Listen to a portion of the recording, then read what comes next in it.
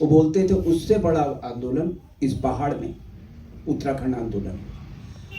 मैं भी उषा भट्ट जी की तरह एक राज्य आंदोलनकारी के रूप में, मेरे स्वर्गीय भाई बेदुनियाल, मेरी भाभी भी रामपुर तिराहे की उस गाड़ी पे थी। पंचायती मंदिर पर जनगीतों के साथ हमें टीका लगाकर विदा किया गया और हमने सोचा था कि हम अपने राज्य के लिए चले जाएंगे। बुराड़ी के, दिल्ली के उस बुराड़ी मैदान पर एक सभा होनी थी। तभी एक फोन आता है तत्कालीन आरटीओ कुंडलिया जी, और उन्होंने हमें बताया कि आपकी गाड़ियों की शायद चेकिंग हो जाए। तो मैं डाट काली के मंदिर वाले पुल पर रहूंगा, आप एक पर्चा लहरा देना, वो मेरा जुरिडिक्शन है, मैं आरटीओ देहरादून हूँ। उस समय आरटीओ बड़ी पोस्ट होती थी, वो बाद में कमिश्नर होकर रिटायर्ड हुए।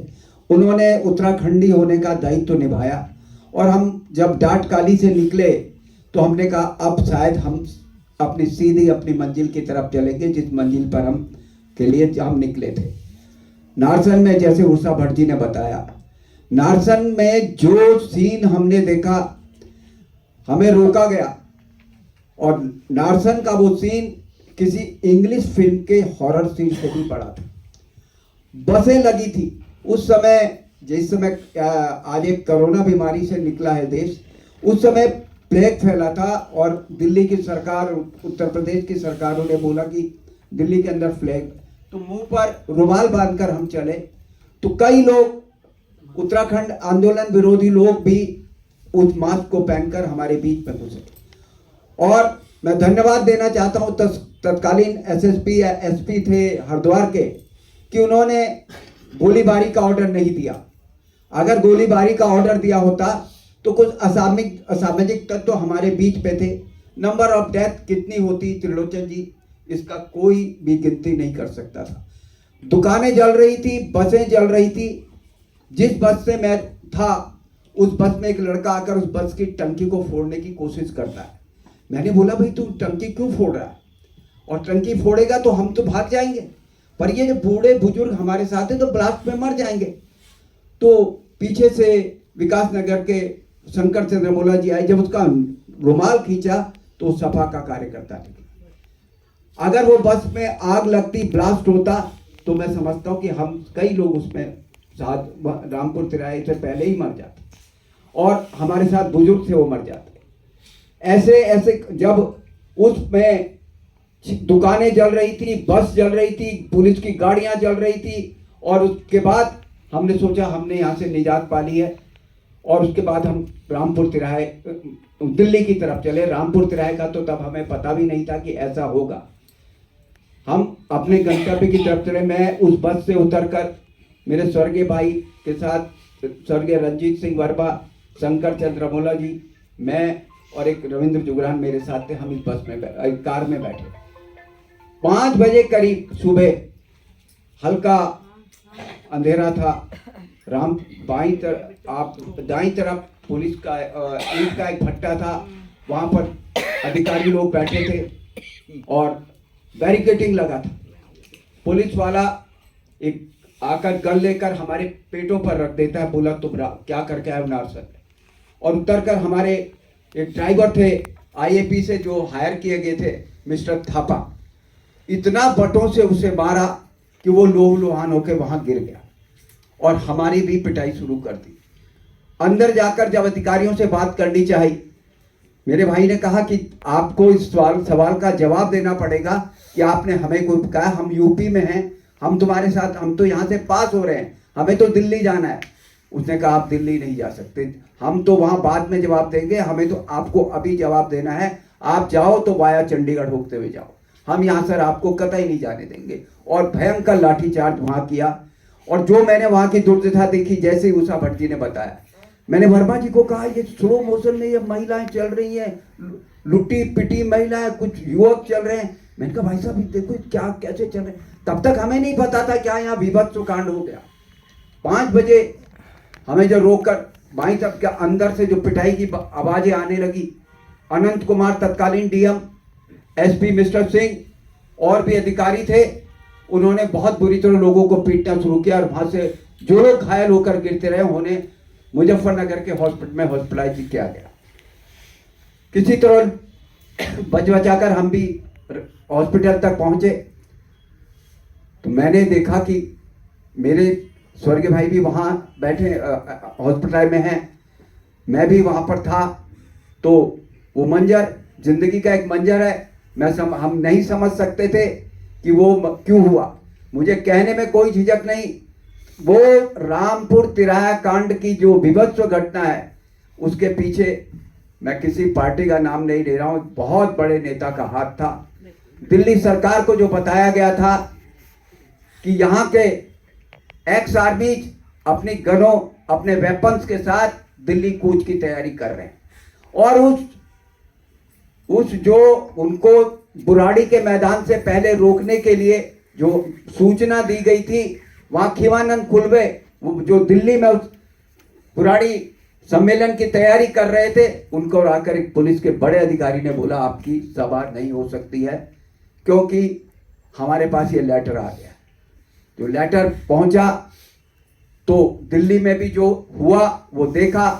रामपुर तिराहे में मैं समझता हूं कि वो विभत्स घटना कभी दोहराई मैं जिंदगी में। मेरी भाभी कहाँ थी, मेरे भाई कहाँ थे, मैं कहाँ था, मेरे साथ लोग कहाँ थे। जैसे आपके साथ लोग गए थे, मेरे साथ भी एक आध लोग गए थे। मुझे लगा कि उनके घरों में क्या जवाब देंगे।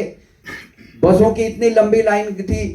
कमला पंजी वहां मुझे दिखी, स्वर्गीय सुशीला बलूनी, स्वर्गीय कौशल्या डबराल, ऐसे कई नाम थे, स्वर्गीय मनोरमा शर्मा। एक बदमाश हम एक दूसरे के साथ भाग रहे थे। 4-5 किलोमीटर का लंबा बसों का बेड़ा था, हम एक दूसरे को ढूंढ भी नहीं पा रहे थे। सुबह हम दोपहर में मुजफ्फरनगर के एक गांव में गए तो हम समझते हैं कि ये जाति धर्म की बात नहीं होती। मुजफ्फरनगर के लोगों ने बहुत अच्छा काम किया था। हमें वहां सुबह खिचड़ी खिलाई गई, हमारी महिलाओं को परिचय दिया गया। अगर मुजफ्फरनगर के लोग भी पुलिस के साथ की तरह हैवानियत बन जाते तो न जाने क्या मंजर होता। वो अकेली मुलायम सिंह की सरकार नहीं थी, मायावती की साजी सरकार थी। और पुलिस वाले जब मार रहे थे तो उन्हें पता था कि उत्तराखंड के अंदर जो आंदोलन चल रहा है मुलायम सिंह के साथ, मायावती को भी गाली दी जा रही है। और जो डंडों से जब उन्होंने हमारी बसों को तोड़ा तो कह रहे तुम मायावती को गाली दे रहे हो, मुलायम सिंह को गाली दे रहे हो, तुम्हें हम देखेंगे। तो हम समझते हैं कि ये घटनाएं आंदोलन का इतिहास है। और हम तब मुलायम सिंह की सरकार से टकरा रहे थे, मायावती की सरकार से टकरा रहे थे, दिल्ली की नरसिंह राव की सरकार से टकरा रहे थे। पर आज जब हमारा राज्य बना है, हम समझते थे कि राज्य की अवधारणा जिसलिए हमने ये लड़ाई लड़ी है, जिस 9 जिलों जो आज 13 जिलों में से 9 जिलों जो भूभाग के लड़ी है, उत्तर प्रदेश से उत्तराखंड के अलग करने के लड़ी है, वो मैं समझता हूं कि हम आज भी ठगे गए हैं। और जब तक उस अवधारणा का राज्य नहीं बनता तो हम समझेंगे कि हमारा ये जो संघर्ष है ये बेकार गया। आप रजत जयंती मनाओ, कोई भी जयंती मनाओ, जो बनाने वाले लोग थे आज भी सड़कों पर हैं, और जो हमारे विरोध करने वाले लोग थे वो उस राज्य की सबसे बड़ी पंचायत में हमारी नीति का निर्धारण कर रहे हैं। मैं समझता हूं कि उषा भट्ट जी के साथ जो लोग थे, यहाँ पर पंजी बैठी हैं, मैं धन्यवाद देता हूं उनके परिवार को। आप पांडे साहब उत्तर प्रदेश में शिक्षा के बड़े अधिकारी के रूप में थे, आप अगर आपको सहयोग नहीं करते तो आप आंदोलन में नहीं आ पाती अपनी नौकरी को ताक पर लगाकर। ऐसे कई लोग हम समझते हैं कि जो लोग थे यहाँ पर, जो LIU का बड़ा अधिकारी था वो सूचना लेता था, कालिदास रोड पर रहते थे, उनकी महिला हमारे साथ आंदोलन में थी।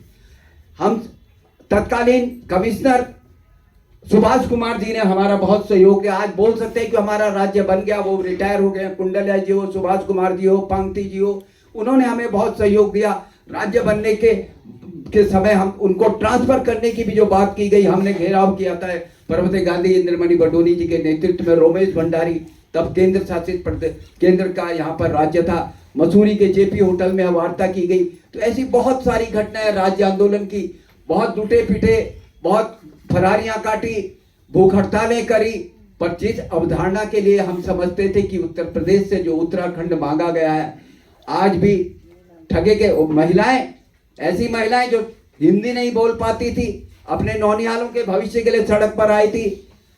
कोतवाल को कुतवाल बोलती थी, शंभू को पांडे, शंभू कोतवाल का एक बड़ा चर्चित कोतवाल तब होता था, उसको वो कोतवाल भी नहीं बोलती थी और उनको गालियां पड़ती थी कि तुम लोग राजनीति करते हो। हम बोलने लगे कि ये तो तुम्हारे भी नौनिहालों के लड़कों के भविष्य की तैयारी कर रही है। अगर आप इसे समझते हैं, इस आंदोलन को समझते हैं, तो हमें समर्थन दीजिए। जब हमने 1-1 लाख का जुलूस निकाला, पलटन बाजार हो, मच्छी बाजार हो, आड़त बाजार हो, चाहे वो डर के मारे या किस मारे हमारा स्वागत किया गया। जब आंदोलन की ढाल नीचे आती गई तो हमें पीटा भी गया, हम पर केस भी लगे, हमने पुलिस की फरारियां भी काटी। और हम समझते हैं कि ये देश और दुनिया का ऐसा ऐतिहासिक आंदोलन है। तब इलेक्ट्रॉनिक मीडिया चलन में नहीं था। बीबीसी लंदन ने कहा था अगर आपको गांधी जिंदा देखना है तो आप उत्तराखंड चले जाओ। 2-3 बार बीबीसी लंदन ने इस बात को दोहराया। जगन जो घटना भी उसको दोहराया। मैं समझता हूं कि मैं भाग्यशाली हूं, मैंने इस राज्य आंदोलन में भाग लिया। अपनी आने वाली पीढ़ियों के साथ हम बता पाएंगे कि हमने इस राज्य के लिए क्या किया। पर दुख होता है कि जब हमने राज्य इसलिए नहीं लिया था कि यहाँ पर सचिवालय बनाए जाए, बिग बाजार बनाए, आपका मॉल बनाए। हमने जिस लिए राज्य बनाया था उस गैरसैंण हमारी राजधानी होनी चाहिए, उन पर्वतीय क्षेत्रों का विकास होना चाहिए जो भी आपके विकास की दौड़ में पीछे चले गए। कंडी में आज भी पर्वत महिला जाती है जिसको पर्वत का प्रसव पीड़ा होती है, वो बीच रास्ते में मर जाती है। हमने देहरादून नहीं मांगा था, हमने उत्तराखंड मांगा था और उत्तराखंड ना बन के आपने देहरादून हल्द्वानी बना दिया। तो हम समझते हैं कि राज्य आंदोलनकारियों की जो लड़ाई है वो बदस्तूर जारी रहेगी। और कई घटनाएं थी। हमें मायावती की बाद में सरकार आई, हमें रामपुर तिराहे, तब कविराज नेगी जी भी एक बड़े अफसर रहे, तब डीआईजी थे, उसमें उनके नेतृत्व में हम उत्तर प्रदेश के उस क्षेत्र का मुआयना करने गए। तो तब का सीन बदला हुआ था क्योंकि पूरे देश और दुनिया ने इस घटना का पूरा मैं समझता हूं कि निंदा की। गांधी के शहादत के दिन पे, गांधी के जन्म दिवस पर वो घटना हुई। तो हम समझते हैं कि और ये घटनाएं इतिहास में दर्ज रहेंगी। उस घटनाओं में चाहे रामपुर तिराया हो, खटीमा हो, मसूरी हो, देहरादून हो, अन्य जगह की वो घटनाएं शहादत के रूप में याद की जाएंगी। और मैं वो जो आंदोलनकारी हमारे बीच में आज नहीं है, मैं उनको भी याद करता हूं। और जिन आंदोलनकारियों ने 42 शहादतें, जो आंदोलनकारी शहादत दी, उनको याद करता हूं। और जो आंदोलनकारी न शहादत में है न है, सड़कों पर अपनी जिंदगी लगा दी। आज भी हमने सरकार से मांग की थी कि हमने जो आंदोलन किया इसमें मध्यम और निम्न मध्यम लोग थे, हम टूट फूट गए हैं। हमें स्वास्थ्य लाभ की सुविधाएं और आपने हमें बीपीएल कैटेगरी दी। हमने आपसे कहा कुछ नहीं मांगा, कम से कम स्वास्थ्य लाभ, हमारे बच्चों को एक अच्छी शिक्षा मिले, उनको यहाँ पर रोजगार मिले, इसलिए राज्य मांगा गया था। इस राज्य को मांगने का ये मतलब नहीं था कि यहाँ पे राजधानी बना दी जाए, सचिवालय बनाए जाए, विधानसभाएं बनाई जाए। ये तो बनती है पर इसका औचित्य उल्टा हुआ। मैं इन्हीं शब्दों के साथ अपनी बात को रखता हूँ और धन्यवाद देता हूँ। खबरपात के 5वें संस्करण में मुझे यहाँ बुलाने के लिए भट्ट जी, आपका, निर्मला जी, मेरे साथ उषा भट्ट जी, हमारे रंगकर्मी और मेरी महान शक्तियाँ जो हमारे बीच में बैठी हैं, इन सब का धन्यवाद करता हूँ। और मैं जो पांडे परिवार जी हैं उनका भी धन्यवाद करता हूँ। और मैं यहाँ पर तमाम महिला जो महिला मंच के रूप में सड़कों पर मेरे साथ कई बार मिली है, जो आंदोलन किया है, मुझे सौभाग्य मिला आपके बीच में आने का। इन्हीं शब्दों के साथ जय भारत, जय उत्तराखंड।